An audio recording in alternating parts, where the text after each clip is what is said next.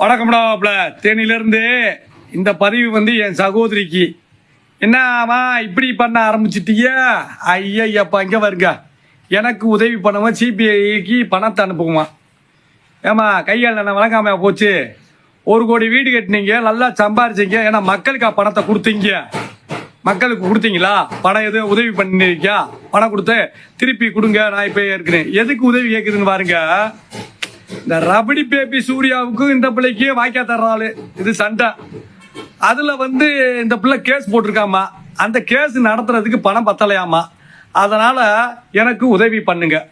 இங்கே அவன் மாற்றுத்திறனாளிக்கு உதவி பண்ண முடியலையேன்னு வீடியோ போட்டால் அதுக்கு ₹1 எவனை அனுப்ப மாட்டேறான். ஏன்னா ஒரு குழந்தைக்கு ஒரு ட்ரீட்மெண்ட் பண்ணணும், இத்தனை கோடி கேட்குறாங்க, அதுக்கு எவனாலும் ₹1 ₹2 அனுப்புன்னு சொன்னால் அதுக்கு உதவி பண்ண மாட்டேறான்.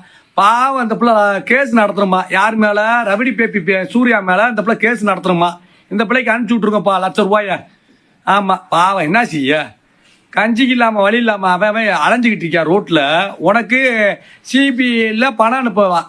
ரபடி பேபி மேலே கேஸ் நடத்தணும். இன்னும் 4 வக்கீல வச்சு அந்த வீட்டை அடகு வை. 1 கோடிக்கு வீடு கட்டியிருக்கேன்னு நீ தானே சொல்லியிருக்க. கார் மாமாவுக்கு வாங்கி கொடுத்தில்ல, அந்த காரை வந்து அடகு வை.